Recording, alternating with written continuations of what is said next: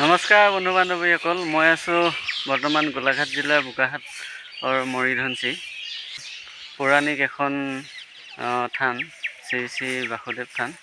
তো এই বাসুদেৱ থানখন কেনেধৰণে প্ৰতিষ্ঠা হ'ল আৰু ইয়াত কি আছে ইয়াৰ বিষয়ে জানো আহক। আপোনালোকে যদি কেতিয়াবা আহে, যদি গুৱাহাটী বা তেজপুৰ ফালৰ পৰা আহি থাকিলে, বোকাখাটৰ পুলিচ পইণ্টৰ চাৰিআলি যিটো বাওঁফালে যিটো ৰাস্তা গৈছে, তাৰ পৰা প্ৰায় 5-6 কিলোমিটাৰ আহিলে আপোনালোকে এই থানখন পাব। আপোনালোকক দেখাব চেষ্টা কৰি আছোঁ। এইখনেই হৈছে থানখনৰ মুখ্য তোৰণ আৰু এই থানখনৰ এক বিশেষ আকৰ্ষণ আপোনালোকক দেখাই আছোঁ। আপোনালোকে দেখি পাইছে যিজোপা আপোনালোকে গছ দেখিছে, এই গছজোপা হৈছে অসমৰ দ্বিতীয় বৃহৎ গছ।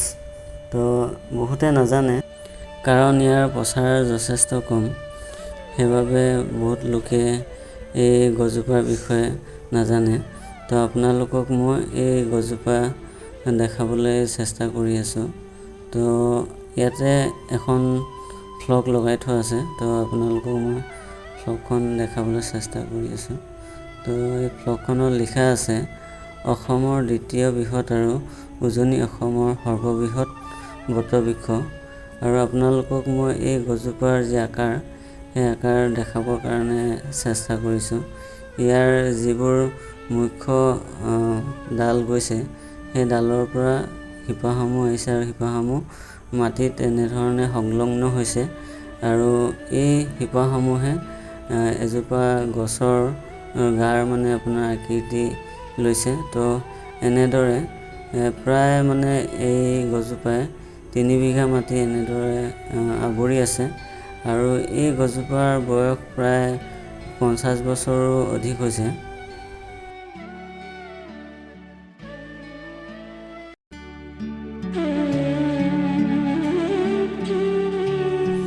আপোনালোকক থানৰ ভিতৰভাগ আপোনালোক দেখাবলৈ চেষ্টা কৰি আছোঁ।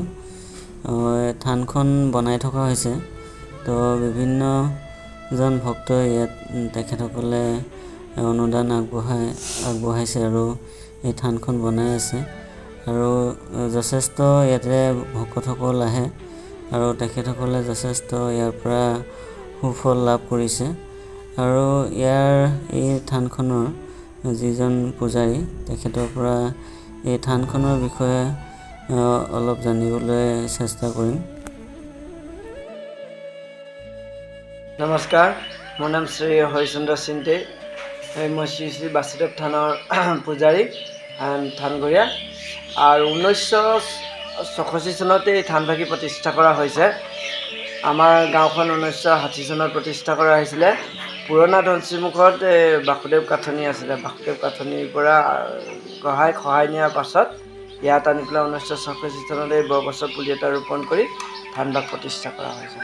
এই থানভাগৰ এক্টিভিটিটো এনেকুৱা, স্বপ্নাদিষ্টভাৱে আমাৰ ককা স্বৰ্গীয় নানু চিন্তেদেৱক ক'লে যে পূৰ্বৰ ঠাইত পূজা পাঠ কৰা বন্ধ হ'ল, যিহেতুকে খহাই নিলে, সেইহেতুকে পুনৰ বটবৃক্ষ পুলি এটা ৰোপণ কৰি পেলাই বাসুদেৱ থানভাগৰ পূজা সেৱাখিনি আপোনালোকে কৰক, আপোনালোকৰ সকলো ভাল হ'ব বুলি ক'লে।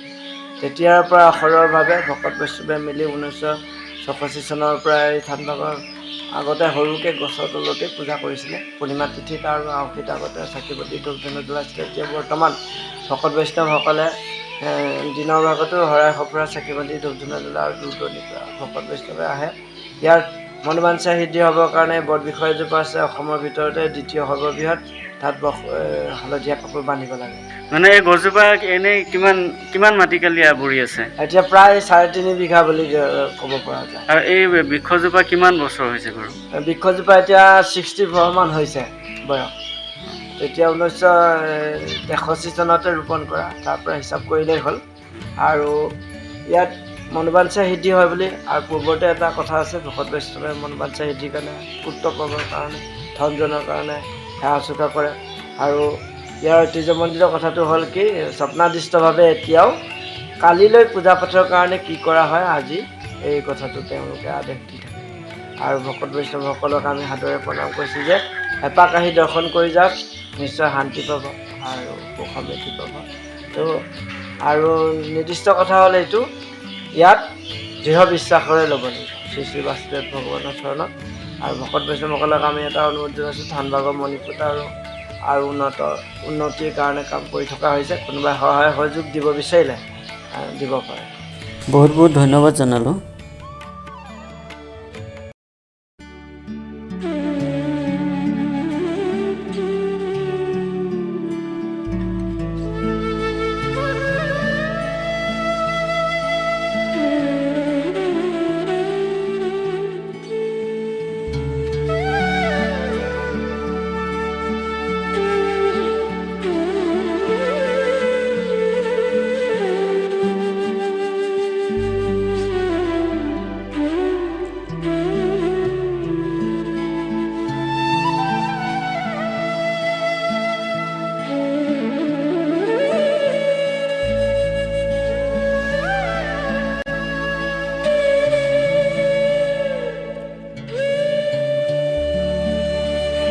আজি ভিডিঅ'টো যদি আপোনালোকে চাই ভাল পালে তো মোৰ চেনেলটো ছাবস্ক্ৰাইব, শ্বেয়াৰ, লাইক কৰি দিব বুলি আশা কৰিলোঁ। ধন্যবাদ।